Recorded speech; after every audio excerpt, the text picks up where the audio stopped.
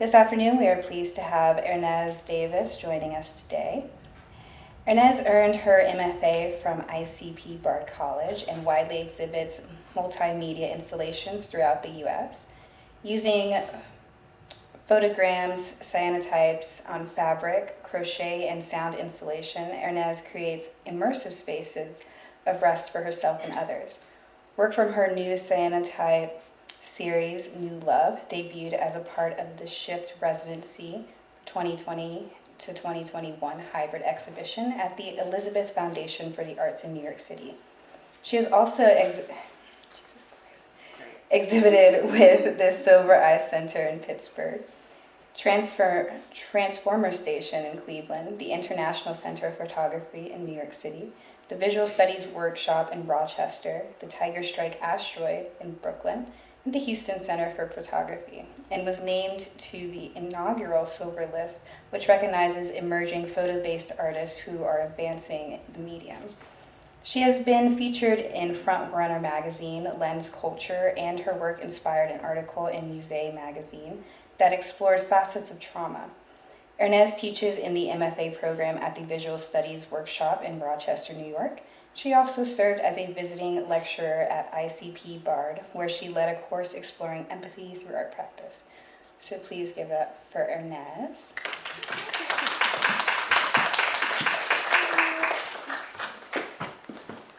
Thank you, Lasha, and thank you to McKenna and Taylor and Audrey for organizing this, and also thank you to Kate for our talks, and I'm really wonderful to be able to be here in person today. I'm going to put up this slide here so you can see how my name is spelled and pronounced. I'm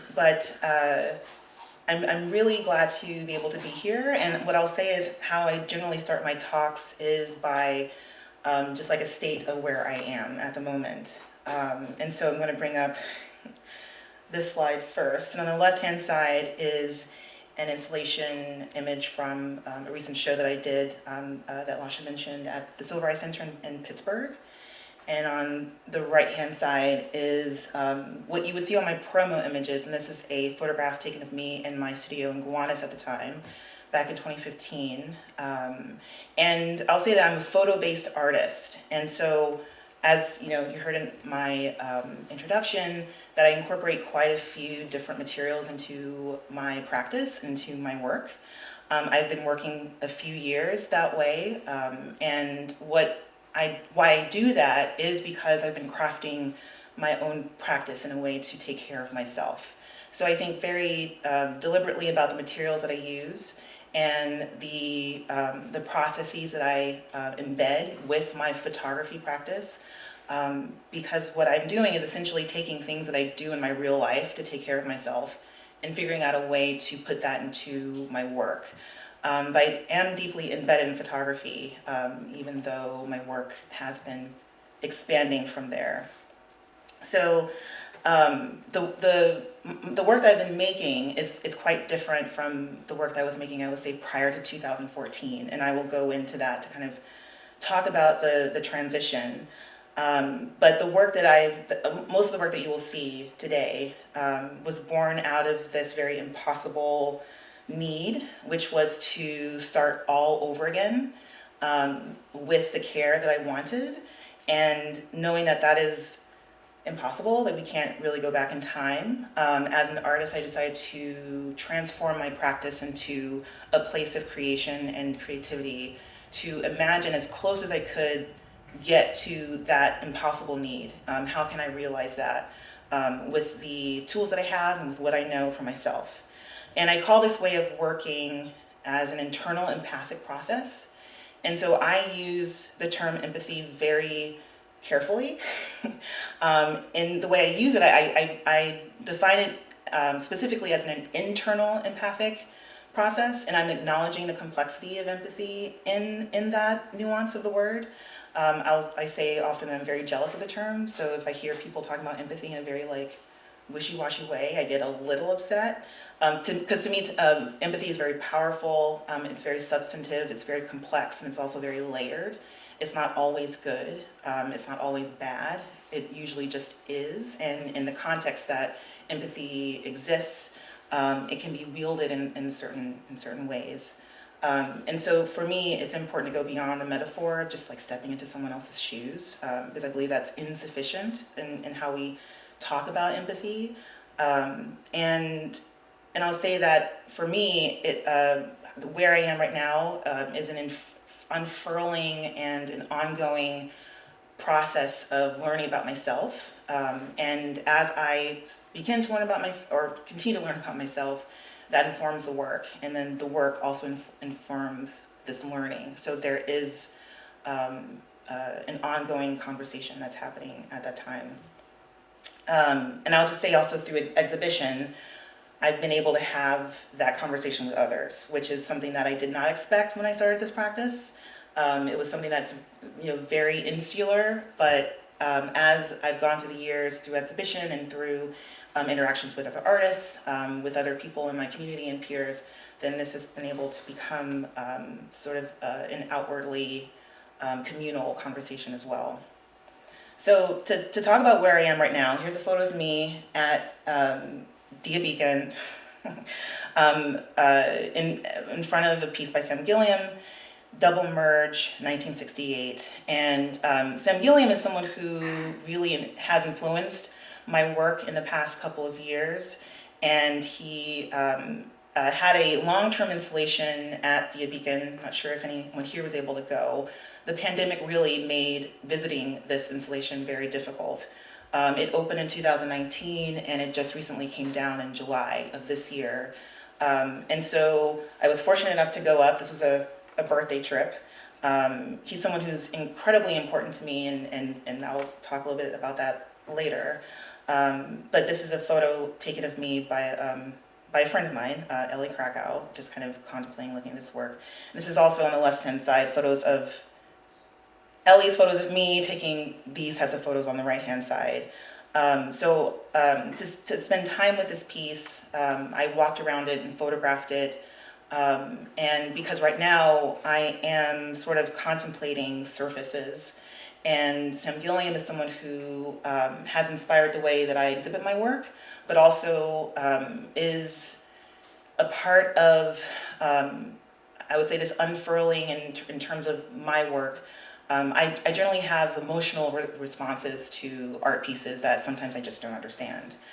His work is one of those. So before I knew much about him, the first time I saw his work was at the Met Breuer, and what I noticed was essentially just the installation of the work.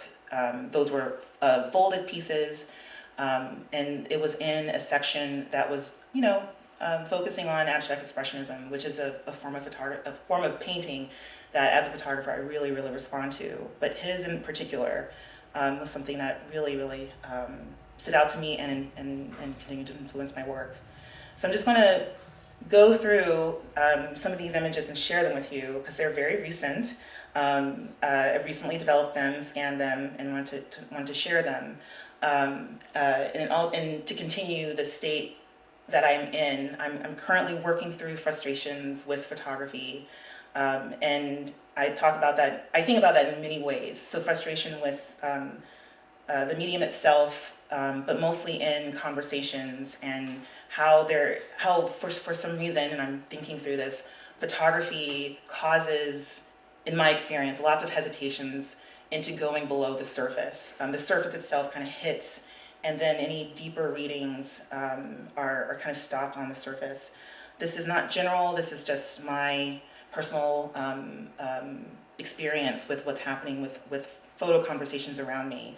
And so in that, the surface of Sam Gilliam's work is something that's really important in how I'm thinking about that, because I do believe, even on a surface, that you can surmise very deep psychological underpinnings, even from those observations.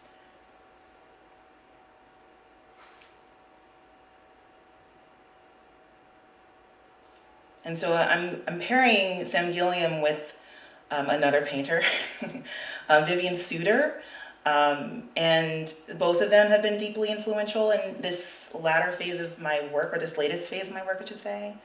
And again, I'm attracted to the freedom of their installation processes and their installation strategies, I'll say, which I know is not necessarily connected to the conceptual underpinnings of their work. But I, as a part of my practice, pay close attention to those pools that I feel. And I do have like a deep connection to their notions of, in this type of installation, notions of vulnerability, public versus private, internal and external. For Sam Gilliam, the folds, when you see them in different iterations, are always different. So every time you see his work, you're seeing different parts of the canvas. With Vivian Suter, the way she shows her paintings, and so that's the bottom installation image of a show at Barbara Gladstone right before lockdown, actually. There are paintings on the ground. There are paintings that are hung up as if they're waiting to dry. There are textured layers that have leaves and grafts and detritus that are from outside. And how she shows this work is very much inspired by happy accidents, where she one day was painting outside, left her work outside. She lives in the rainforest in South America. And so she left them outside, and of course, it started raining, a quick storm, and she came outside and saw that the paintings were quote unquote ruined in a way, but really enjoyed the interaction with nature and how dirt and leaves and the rainforest was embedded in that work. And so I see a connection with that in how she shows and displays her paintings in a way where I don't necessarily see it as haphazard, although perhaps walking into a blue chip gallery in Chelsea, you might see this as being a little disrespectful to the work. I don't know anyone who thinks of this way. I'm just kind of putting it out there as something that might be in someone's head somewhere. But I see this as great reverence to the process and great reverence to making and great reverence to even acknowledging that there are unexpected things that happen and to just kind of connect with that in the exhibition of the work in order to translate a little bit of your experience. So that's also what I try to do. So on the right-hand side is the first iteration of a new body of work that I call New Love. And they are self-portrait cyanotypes on linen, silk, canvas, and they are suspended from the ceiling from crochet that I crocheted in the space. So this was during my shift residency, and one of our administrators called it an in situ installation, so I love that word. It took me about 40 hours to put this together, to kind of figure out how I wanted it to be in the space. And again, you can kind of see it from this perspective a little bit, that it's around. So people were welcome to come inside, and there is a sound installation installed in that sound tube at the top there. On the walls are layered cyanotype markings that I made, and I used that time to mourn two people that I had recently lost at around the time of installation. And so a lot of what you see there, it looks like haphazard scribbles, but it's layered names of the two people that I'd lost, but also names that they evoked of other people that mourning them allowed me to mourn the loss of other loved ones, I'll say. And here's an outside view of it. And I'll say that I knew, as a photographer, during the shift residency, and especially someone who's working with fabric, I had a bit of what I called a photo crisis, and I'll talk about that a little bit later as well. But this was my first time working with a substrate that was not photo paper or not darkroom paper. And so getting to a place where I could figure out how to, again, translate my process, create a space, but also do something that was very mindful of the emotions that I wanted to evoke Again, going back to Sam Gillian and Vivian Suter, kind of walking into those spaces and feeling the way I felt, I wanted that feeling in these installations. And so this is also one of the very first installations that incorporates a lot of the separate mediums that I've been working with, including crochet, and including photography, and actually some felt as well, and music. All right, so I'm going to go a little backwards. This is work that I made in grad school. It's very different aesthetically from how I'm working now. I am starting to see how they are merging together, but I like to go backwards quite often, and also in order to revisit things that at the time I wasn't really sure why I was making them. So generally with photography, I love it because it's something that I use to understand my world. I use photography to ground myself. I use it as an outlet. And that's what I was doing with this work here. So what you're looking at are sculptures that I make, or still lifes, or maybe portraits of black plastic bags that I had been collecting on the street during, I would say, for about a year and a half. And I was just collecting these bags, not knowing why, but bringing them in and collecting them. And then I decided to ground them into photography to kind of figure out what is up with my attraction to these bags.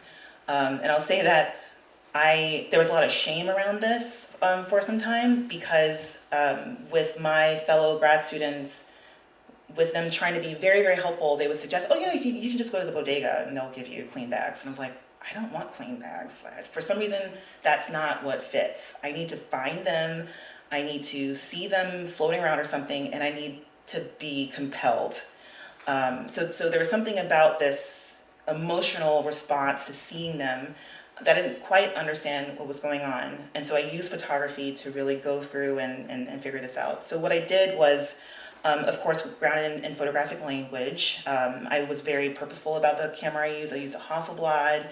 I used a black velvet background. I used very conventional still life lighting. And so, and also I'll say I printed these very meticulously in the darkroom, spent many hours. I took a master class at ICP in order to get the best out of these negatives that I'd taken.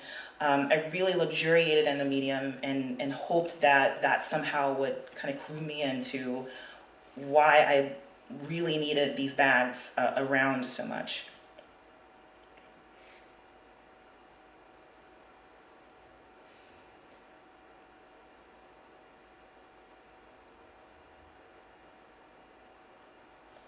I wrapped them around glass, I wrapped them around cups, forks, knives, trying to figure out how to use these, if I wanted to use them as material, if I wanted to transform them into something else. I wasn't really sure. And so I kind of went through so many, I'll say, strategies in order to kind of figure this out. These are images from my first residency out of grad school, where I actually reached a block and got very tired with working with these bags. So what you see on the left-hand side, I'm using them as overlays in the darkroom. So making a combination traditional enlarged image with and a photogram. So essentially using the bags and projecting the negative that's installed in larger through the bags as kind of like an overlay onto photographic paper. And I kind of burnt myself out with this. And you can see on the right-hand side, I made quite a few of the same image, worked through on the same negative, and got quite tired. But I go back to this as well because this is sort of a link into the work that I'm making now and the work that I was making. The issue with this way of working with these bags, it became a little bit more unwieldy in the darkroom.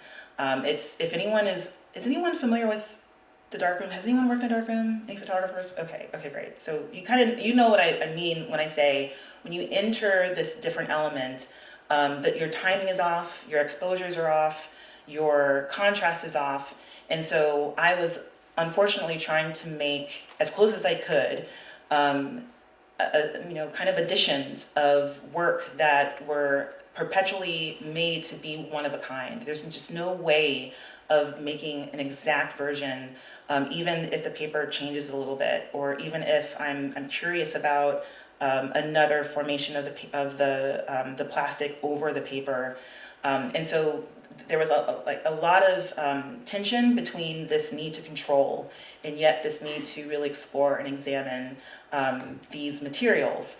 And so I'll say that I took a break from this, but when I left this, I took a break from taking images for a while because I was so frustrated. But going back, this was me figuring out this sense of freedom in the process and not ready to kind of hold on to that. But also going back to the bags, realizing now that I really identified with the nature of the bags in the wild, essentially, feeling untethered or without a foundation, feeling quite lost. It just happens to be that there are also words on these bags sometimes. So kind of thinking about the pitfalls of certain types of materials and how they can read. I don't know if you guys are familiar with the bodega bags that say thank you in 1,000 languages. And so sometimes they'll show up on the images and that kind of takes away the reading. So if I went back and did this work, I would definitely approach it in a different way. Not necessarily so graphic, but having a better understanding about my connection with those bags definitely would have been a different approach to how I made that work. So when I started making again, so I took a break. When I started making again, I actually made sound pieces. And I'm going to play one of them and see if they'll play.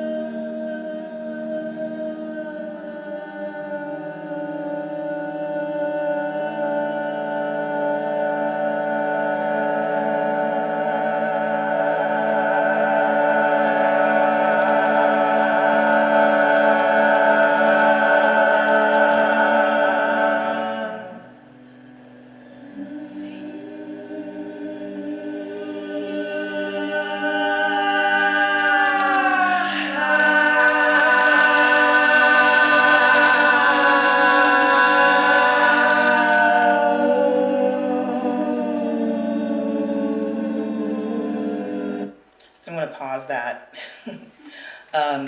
But I wanted you to hear just a little bit of it because so I started making these sound pieces in response to a lot of anxiety and having a hard time just leaving my apartment unless I was listening to a certain sound. And so I am a trained musician, and I'll say at that time when I was making this work, I thought, let me ground myself again in something that I feel a little bit more confident in, and that's my proclivity towards certain types of music. And so I started paying attention to the music that I need to hear and the types, or I would say the elements of that music that I needed in order to move. One of the songs that I would always listen to was the last track of the Tron soundtrack by Daft Punk. And paying attention to that there was something very gritty and dynamic and loud and low about those about that particular piece. If anyone is unfamiliar with the Tron soundtrack, there is it's the last one on, I think, the official album, but there's a lot of bass. And you can hear the bass players breathing and taking an in-breath. And so there's a lot of breath, but there's also a lot of low growl in there and very low, beautiful, rich major chords. And so I decided to do that in order to make music for myself, knowing what it is I need to hear.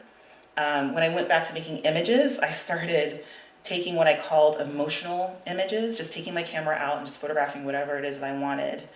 But I will say that I started photographing in this way, or photographing again, because it was in a response to what I call an acute, traumatic, familial situation, where, again, I was going back to photography as this place of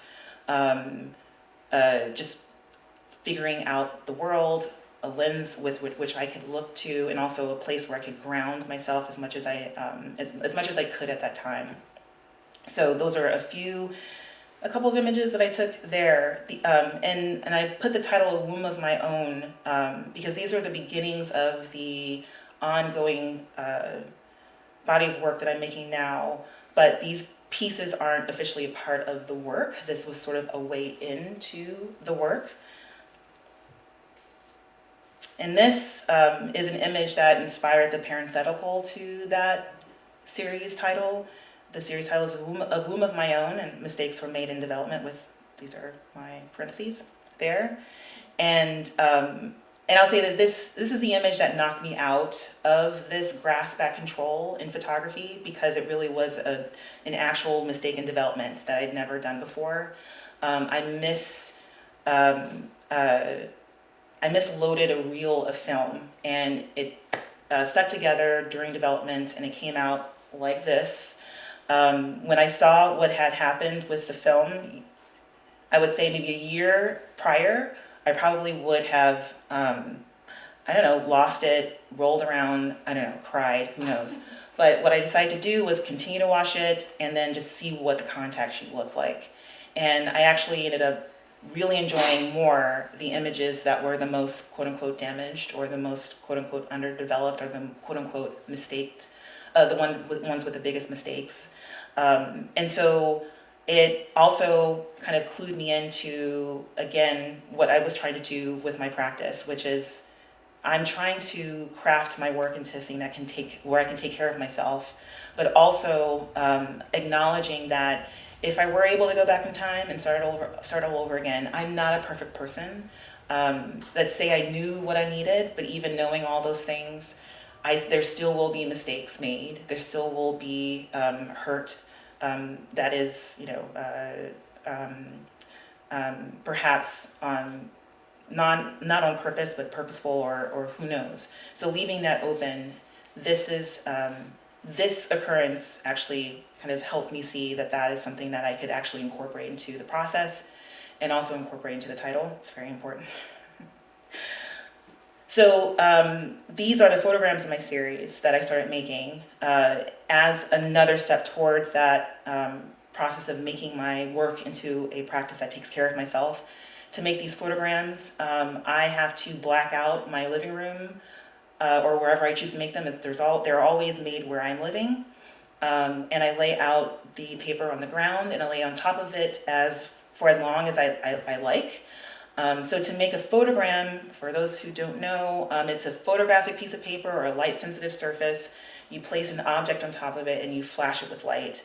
And for darkened paper, that flash of light is a millisecond. It doesn't really take that long of exposure. And so what you see is a documentation of a very brief moment, and that moment I only take that moment when I'm done. So I might be on the paper for up to an hour. Sometimes I take a nap. Sometimes I listen to a podcast. Sometimes I am mostly moving. But I never come to the surface with a preconceived notion of what my body will look like when I'm done. It's mainly to feel out physically on the paper what it is that my body needs and what I need to do, whether it be movement, stretching, or rest. And then paying attention to know when I'm done. And so you can also see that what also is happening is that from the older works, this is on the left-hand side, that's number 3. On the right-hand side, that's number 2 in installation, so you can see the scale of it. And we also have Charleston on the left-hand side. Charleston is the only one in the series that doesn't have a number. And you have number 11 on the right-hand side. But I put those together because they're both seminal moments in the series, where Charleston on the left was the first time where I used this practice to respond to an actual event that was outside of this familial trauma that I was going through at the time. And it was in response to the the massacre at at Emmanuel AME in Charleston. I grew up AME, and so that event really was kind of like a weird psychological shift where I had this, again, impossible need to just kind of hug everyone. And I was thinking like hugging the entire African diaspora or all AMEs out there who could identify with the terror of that moment in particular. I also, at the very last minute before I took this photo, grabbed the edges of the paper. And so I'd never even thought to distort the paper before then, but out of pure rage, that's what happened. And then on the right-hand side, I'm breaking the grid. This is also coming out of a way of questioning, again, seeing the grid as a way of control, and perhaps what would happen if I relinquished that. What would that do with me? How would that affect the work?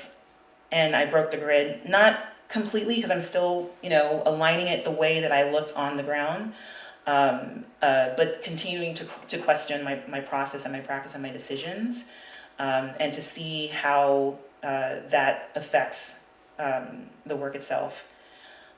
This is number 14, which is the latest photogram that I made, and it's my favorite photogram so far. It's the last one, but it's my favorite one. And on the right hand side, I just want to give you guys a detail because this also incorporates one of my blankets, which is also part of my practice.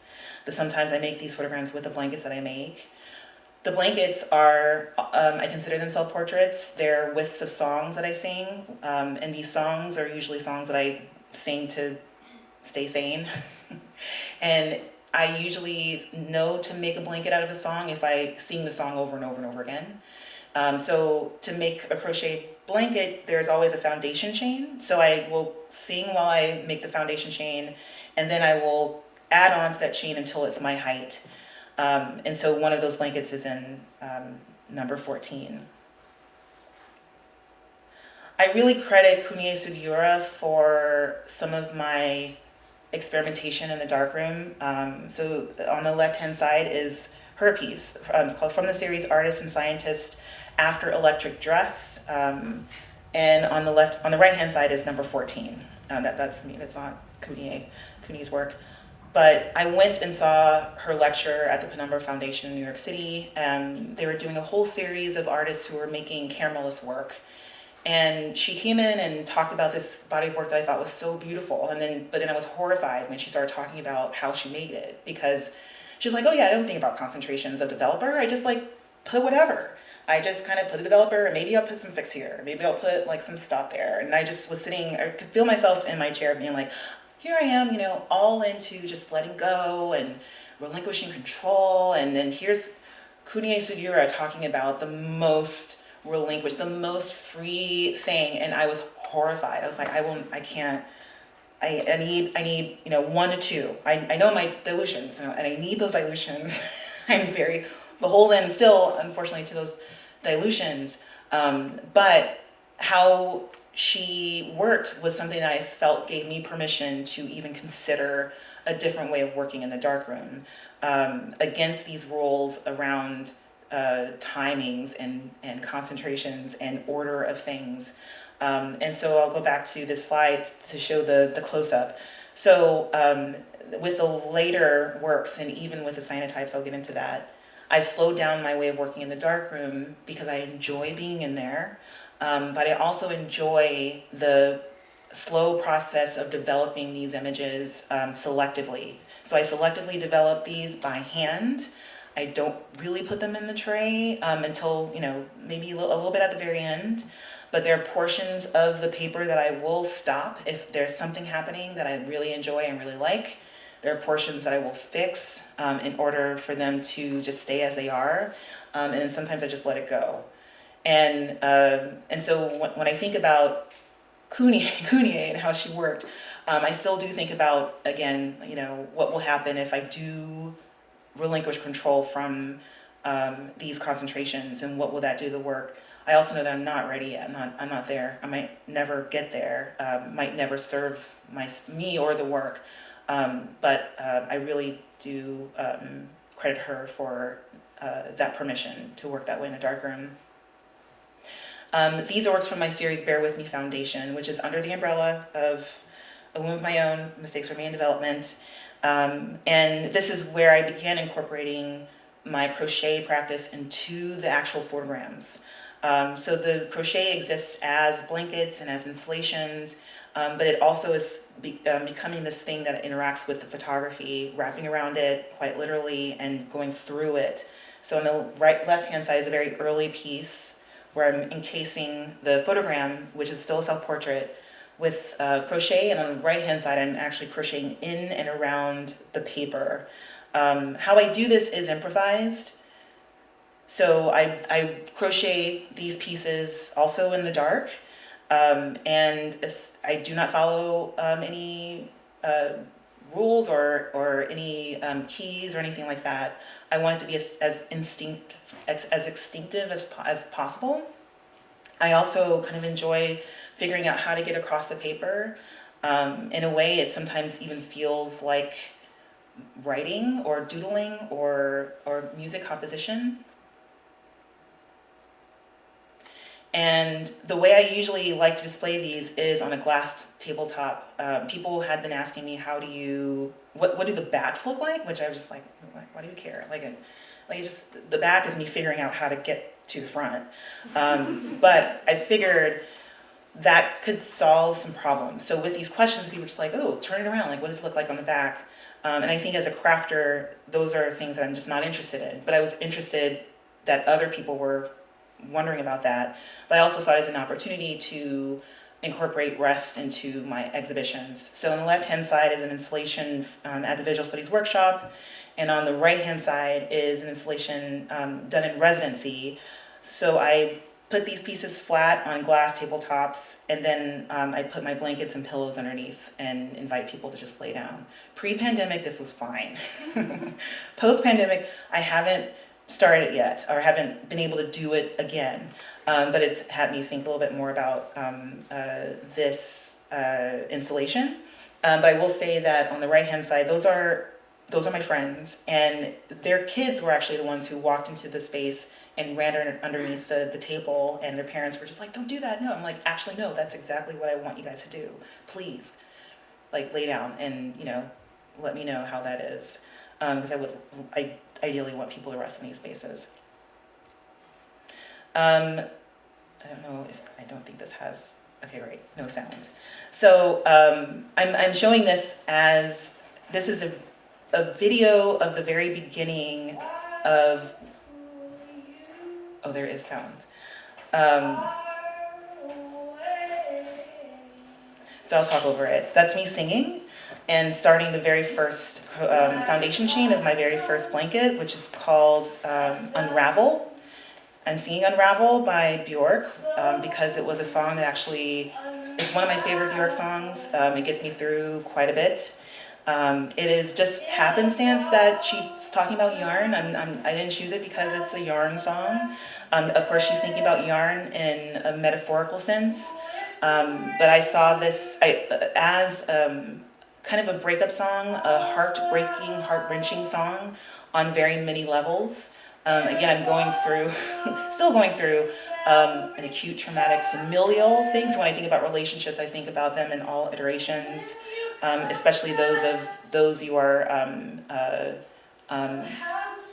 those who are part of your family. So I sang this song for a performance piece and went on to create the blanket and stopped it when it was my height. We'll have to make new love while you are away. My heart comes undone, slowly unravels.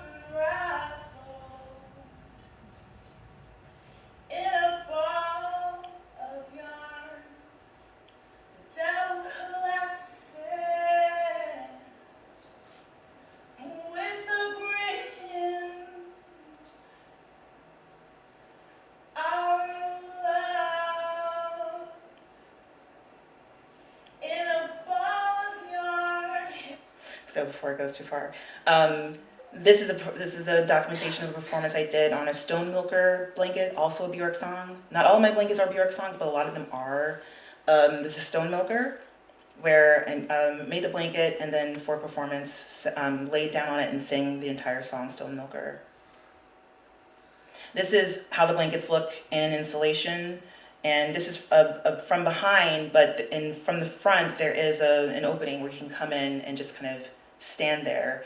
And again, there is a sound installation installed at the very top of this. You can see my photograms in the background as well. And I'll say that this was a lecture that I did after I gave a talk in another location. In that talk, to end the talk, I finished a blanket. So I sang the song to finish the very last part of it, so that it equaled my height. And then added it to the installation. This also is a Bjork song. So this is Anchor Song, and I considered this to be a soundtrack. It's just Anchor Song on repeat. So it's made up of 7 blankets, and then 8 after I added the blanket that I'd done for my lecture. And the song for Anchor is, I live by the ocean, and during the night, I dive into it, down to the bottom, underneath all current, and drop my anchor, because this is where I'm staying. This is my home. And that is the song I actually would sing coming home from a very stressful job or a very stressful day, or just living in New York City and needing to reestablish myself in a space. I would just wail this song, and it had to be a blanket. And so you kind of know, if you know the song Unravel, you kind of know where the title for this series of work comes from. It comes from that song. I began this work in 2019 in residency, and it threw me into a bit of a photo crisis. And so I mentioned that before, and I'll say why. Because I did a residency that extended my time there, so with the Infinite Foundation at Spaceworks in Brooklyn. So I was only supposed to be there for 4 months, and then they gave me another 4 months. And I thought, I don't want to keep working on the same things. I made my photograms, I really love them. Let me just kind of try this idea that I've been having with cyanotypes, where I want to selectively develop them. Not really knowing why, but knowing that I wanted to do that. And so I started doing that. And by selectively developing, meaning I'm spending days and weeks and maybe months developing one piece, not the whole thing. So to typically make a cyanotype, usually the best practice is you coat it, you expose it, you develop it. If you leave it, it starts doing things to the substrate, and I didn't expect this. So these are also self-portraits. You will never see my figure here. So talking about the photo crisis in a way, where it started doing something I didn't expect it to do. I thought working with this in an extended way, pretty much the same as I was working in the darkroom, that I would expect a similar result. I did not expect it to go so abstract. But I really enjoyed how they looked. And so a bit of the photo crisis was, I just think they're beautiful. They're just really pretty. And I also see myself a little distant from them. So even calling this work pretty, it's almost as if I can do that because I have to kind of dissociate from the work a little bit. So I'm thinking through why. Why is that not enough for me to really enjoy something that is aesthetically beautiful? But a part of that is also because I just simply enjoy making them. This is purely work that's done from instinct. How I make my marks is sort of like doodling. A good friend of mine told me to stop saying that I can't draw, and so I'm saying it without saying it. But part of my thing was like, what marks am I going to make on this canvas? Like, how am I going to start? So kind of following this instinctual, emotional element in my work, I decided to do that and to mark them how I felt. So there's a lot of how these look are kind of how, if you look through my notebooks, these same shapes. So I'm essentially doodling and taking my time and finishing mainly when the chemistry tells me to stop. Or when I decide to. That also is a bit of a photo crisis. So in photography, you hit your developer, your stop, your fix, your archival wash, and you're done. With this work, it's a little bit more open-ended on my end. And so that has been one of the wonderful explorations that's happening in this work. I'm showing this is my workspace at the Visual Studies Workshop when I was a resident there. And on the left-hand side is, let's see here, I don't know if that's gonna start, that's okay. But I kind of just want you to see the space and how I was working. This was taken in March 2021. But I started incorporating other elements in the work that were what I call, I guess, like happy accidents or things that are just coming through the process that I'm continuing to graft into my work. These are installation images taken from my show at Tiger Strikes Asteroid. On the left-hand side is me having a conversation with the curator of that show, Samantha Box. We're probably talking about things on the floor. We were having fights about mounds. Fights, not like very, jovial fights about aesthetic and curatorial choices. But you can kind of see that we're installing the paper on the left-hand side. So working with Sam, we decided to call these pieces cyanotype positives. I'm still in process of thinking through this work, but I'm incorporating them as these whispers or supports, or even within the work that there is some type of care that's happening even with the materials themselves. Also responding to the fact that I just think these pieces are beautiful and figuring out how to use them. This is, again, going back to the installation image of recapitulation at Silver Eye Center. And I want to say that the reason why we chose that title is inspired by the name of the series of cyanotypes, which is New Love.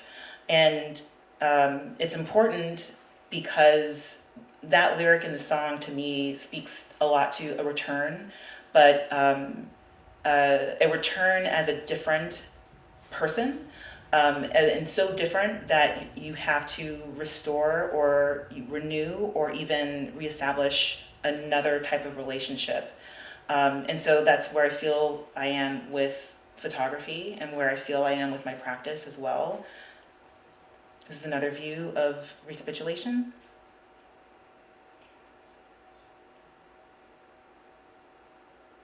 And we're back here at the Elizabeth Foundation.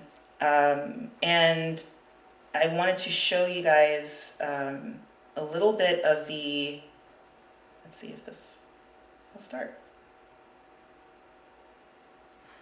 So a little bit of a documentation of the process that I did. By writing on the walls in cyanotype the names of the people that I was mourning. And also just kind of thinking about how even in installation I can have the exhibition take care of me. And when I do these things, my hope is that it does take care of others. This exhibition was particularly important because it was during lockdown. And so to even be able to see this work, some people took great risk. We didn't really know what was going on or how things were, and New York City was ground zero for a lot of the pandemic. And so I could only hear from word of mouth, people who witnessed other people in the space, who sat in the round, who took some time to listen to the sound piece. And so I know that through those conversations with other people, but also kind of like by hearsay, that there was some way for people to kind of rest within the piece. Not necessarily to mourn, but to rest. And I'm bringing us back to Sam Gillian and Vivian Suter again, because I'm continuing to learn about myself. I'm continuing to unfurl and grafting how I'm doing into the work. So on the right-hand side are the most recent pieces that I've been working on as a part of a series I'm calling I Had a Dream That I dream a lot about fire. I'm not really sure why. But I do have a practice where if I have a dream that is so visceral and sticks with me that I record it. And so I've been doing that for a few years now, and there have been some patterns, and so there's a lot of fire in my dreams. I also say that I've gotten to a point in my healing from trauma where I'm kind of cracked open. So if anyone is familiar with healing from trauma, that there is a portion, is a part in that journey where you are able to feel feelings that your body protected you from before. And so in a kind of paradoxical way, you're actually healthy enough to hurt more. So these pieces, I'm actually going at the paper. I'm cracking the paper. I'm using them as outlets for fits of mainly rage right now, and seeing how much the paper can handle. And actually, the paper can handle quite a bit.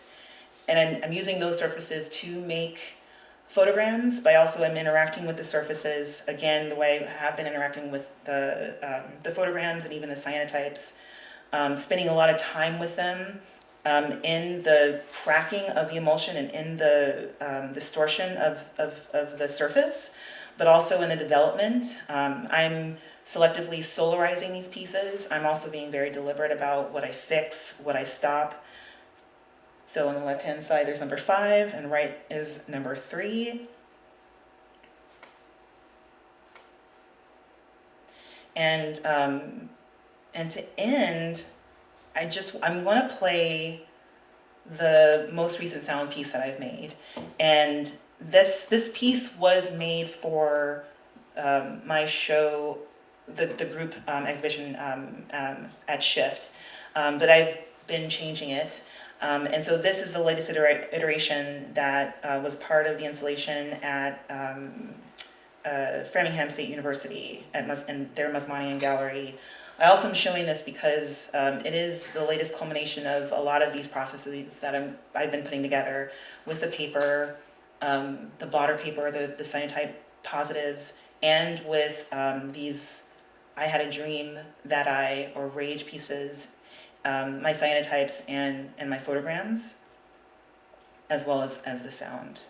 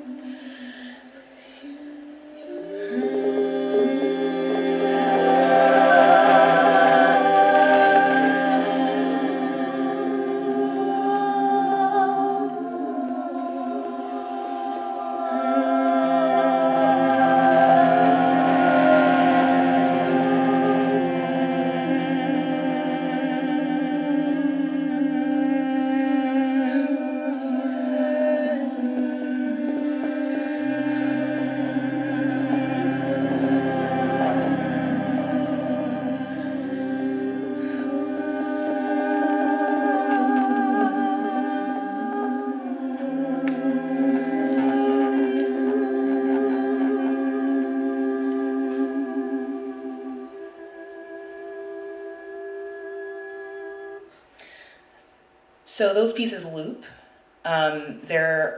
How they're incorporated into my practice is that every tone I make is one full exhalation, and every hum has some key chord that it wraps around. And I also approach these sound pieces without any preconceived idea about how I want them to sound.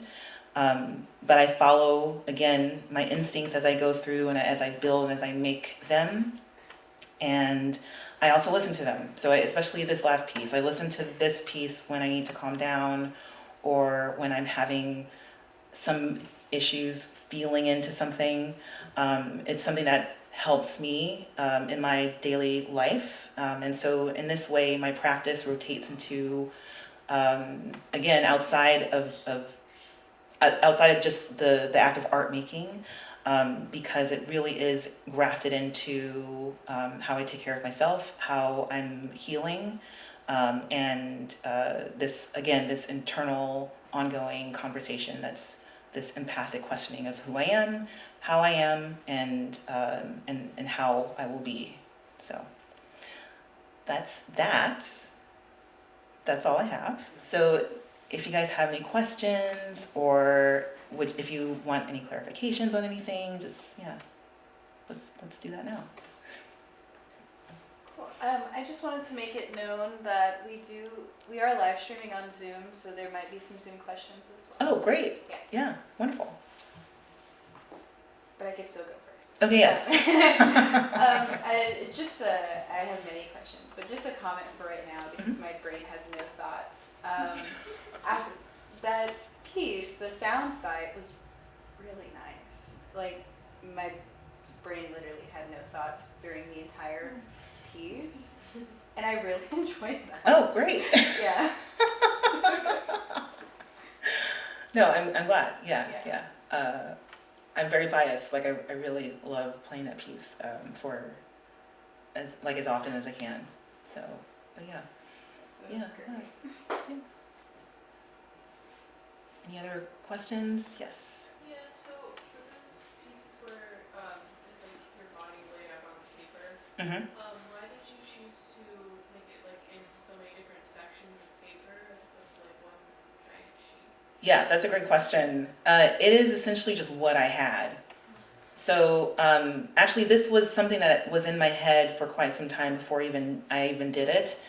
A lot of photographers, I shouldn't say a lot of photographers, some of the work that I've been looking at, a lot of it had been done on mural paper. And so I did not want to do that because, I just didn't want it to look like that. But I was kind of waiting to test on mural paper. But when I started making these, again, it was sort of like an emergency. All I had was 16 by 20 Ilford fiber paper that I've been using to make other work. And so I decided to just use what I had, and then realized that even just through figuring out the configuration so I needed 3 by 3 because I'm 5'5", so it was approximately my height, so I needed something that was approximately me sized. It was very unwieldy, so at the very beginning I wanted very perfect grids, and so I did that at the very beginning. And so even putting it together, it took me 3 hours to set up for a photogram, and I actually quite enjoyed working that way in the dark. And so continued doing that, continuing on. I will always use 16 by 20 paper for this after that. But essentially it just started off with, this is what I have, and this is how I'm going to make it. Yeah. Did you ever explore with photographing other found objects, or was the plastic bag something that you found after kind of studying a bunch of different things, or was it something that you kind of went to right away? Yeah, and because I didn't start out wanting to even photograph the bags. I'll say I had them. It was something that I did not think had anything to do with photography or anything to do with having it be a subject of any photographs. I just had them and was quite frankly freaked out by how much just my feelings toward these bags. So So no, I hadn't thought of any other objects. It was just them, and photography just was the way of figuring out my proclivity towards these bags. Does that make sense? Yeah, totally. Yeah, And yeah. then were you like, when you were setting them up to photograph them, were you more focused on like how they represent visually concerning like the texture and like how they catch the light, or is it more like of a symbolic thing, like how to represent and look behind you? No, this was to make them beautiful. So yeah, thank you for asking that, because it's become less important to me to think of them that way now. But at the time, it was, I want to take really gorgeous shots of these things that I have this this really, I don't know, this emotional pull to that I cannot put words to. And at the time, I was shooting very conventionally. So lighting, cameras, technical things were really important to me. So I really did, and a lot of them are centered. Again, like even choosing the black velvets, like I wanted them to look as luxurious as possible. And so yeah, so it wasn't, but and also like sometimes people also are confused as to what these are, especially with the image on the left-hand side. Yeah, I thought it was photo at first or something. Yeah, I wasn't interested in hiding what they were. I was exploring their texture, just exploring as many facets of them as I could. So making them into these sculptures that I now consider them those, but at the time I was just like, these are these bags I'm just playing around with. I'm trying to work with them to understand, do I want them to look this way? Like, why am I into these bags so much? So, yes. For the work about like that you made like after your dreams, like after you had your dreams, Yes. did you like photograph something like similar that you witnessed in your dreams, or No, I don't. No. So these are photograms. oh, okay. So these are, yeah, these are also self-portraits. They're kind of abstracted because when I do take the photograph, the paper is in all sorts of shapes after I've like just mangled it. And so it's not necessarily about representing what's in my dreams. It is about understanding perhaps what's going on subconsciously that is has become a through line in my dreams. So kind of going back to the bags, I'm just like, why am I so attracted to these things? Why am I dreaming about fire all the time? Or there are other things, not just fire, but other things. So I think about dreams in that sense, that they're as also along the lines of like healing from trauma, that there are these ephemeral, non-tangible things that are going on in my body and are being expressed in certain ways that I don't fully understand. So that's something that I'm very much interested in. And so right now, the one thing that I can kind of like hold on to is this very visceral feeling of anger and rage. There's a lot of sadness, there's a lot of confusion, and sometimes those feelings come in this way. I've described them like a sneeze in a way, where I can kind of feel it rolling and it just comes. And so then my manifestation of that is in this bodily form. And so the photographs look however they look. I'm not looking to represent fire or the, manifestation of rage or anger, but this subconscious act, abstracted, vague image onto this process. So it's also about the process of making them alongside with the final image, but it's mainly about that process of making. Does that make sense? Yeah, it does. Okay. And you Okay. still do it to this day? Yes, this is very new. Oh, This is very new work. So yeah, I'm still making that right now. help you like relieve those feelings, or you just like want to represent them? No, it helps. It really does. It also helps that the fiber paper is more resilient than I thought. I thought I would just like rip it to shreds and I'd just be like photographing or showing like shards of paper, who knows. But it holds together, so I can take quite a bit out on it. It is, yeah, it's been absorbing a lot of that. But it's also, again, a continuation of my practice period, where I didn't mention this when I make the cyanotytes, but the difference in the cyanotyte process is that the exposure time is so much longer. And when I make them, I choose to make them outside in the sun because I enjoy that. And it's at least a 20-minute exposure, sometimes 40 minutes, depending on the day. And even in those instances, like I usually take a nap. So it's a form of making the work that is also restful, serves me, and it has like a deep impact and has been, very integral in my healing process. So, Thank you. yes. So I have a question from Kay Miller from the Zoom. Oh, great. They said, "This is such wonderfully beautiful, intimately self-compassionate work. I love it. It feels very visceral." Yeah.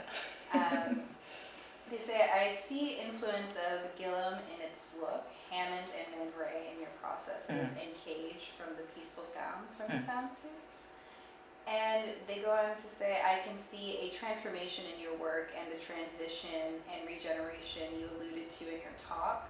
And their question is, do you consider your practice to be a form of art therapy? Oh, I mean, it's interesting because I think I'm bristling at the term art therapy because it is an existing term. So, because I made up one, and I always use it, internal empathic process. Because I am, I don't know why, I'm kind of not, it's not necessarily therapy. I would say that all of it is it's a way that I'm integrating a lot of this healing process. I don't know if I talked to the camera, if like Keelan was there, if she's not in the room. And so I think about it as a way of practicing healing, and all of the vulnerabilities of it, the dangers of it, the pain of it, in a way that is as safe for me as possible. So I see my art practice and my actual time in therapy going together, actually. I see them as not as distinct, but kind of these two things that are going along that helps me integrate is a therapy word, but to kind of put these things into a meaningful practice, because healing from trauma is very difficult and it's very stubborn as well. So the artwork actually has become kind of like a chronological journal of this progression. So I can see in the early works how I used to work and the decisions that I'm making today, knowing that when I started the work, there's no way I would have been able to make the decisions that I'm making now. So I see that as like this, not as a linear progression, but as this development in a way. So, I wouldn't say it's art therapy, and also I think art therapy is distinct as a discipline. So I don't want to conflate the two things that I'm doing, because I'm being very specific to my healing process. So hopefully that makes sense. Yeah? Hopefully, I don't know. Hey, ask again if I didn't make sense. Go ahead. Hi. Yeah, I'm feeling like the deep personal nature of your work, and I'm curious, and it seems like you don't really know what you're gonna make until it's very process driven. Yeah. And I'm wondering, how is your work always? I'm curious about, is it always been that way? And then kind of like, are you ever scared? Like that you spent all this time, like collecting the bags, I can relate, I do stuff like this all the time. Yeah. And I'm like, what am I doing? Am I wasting my time? Or Yeah. Are there any projects that you've worked on for so long and they've not turned into anything?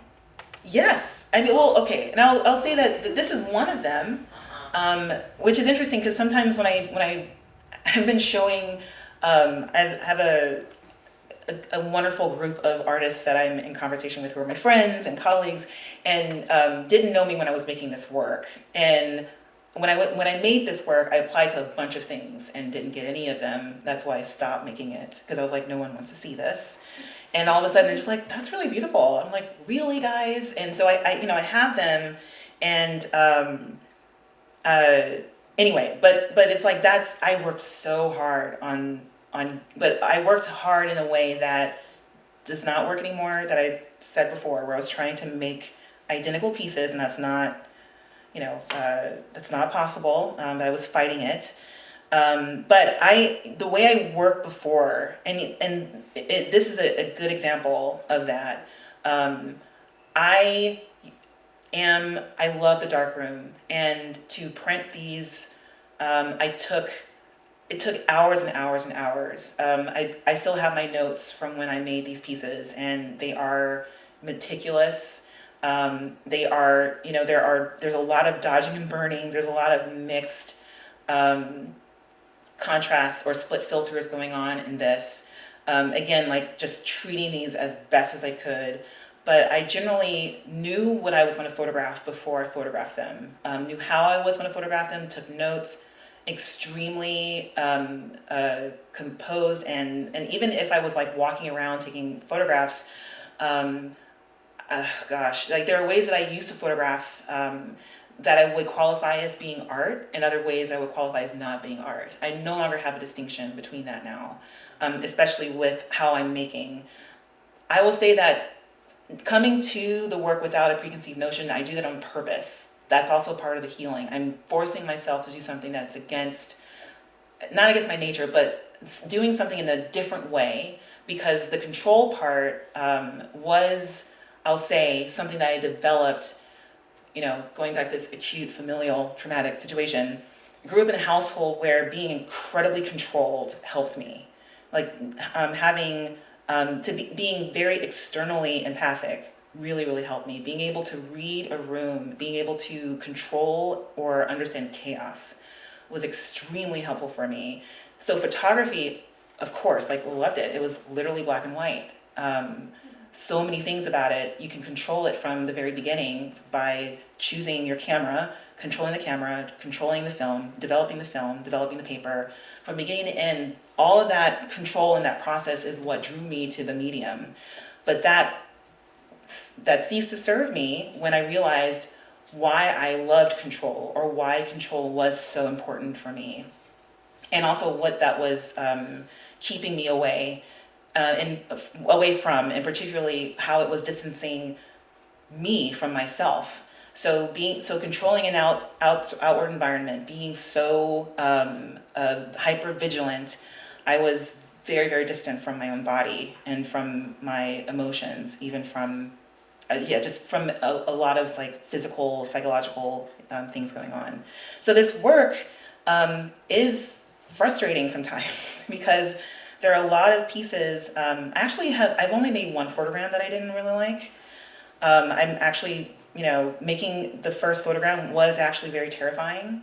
And you can kind of I see some of the terror in the way I developed this work, which was very conventional. So you can see that it's number 3 and number 2 are very black and white, very contrast. It looks like a photogram.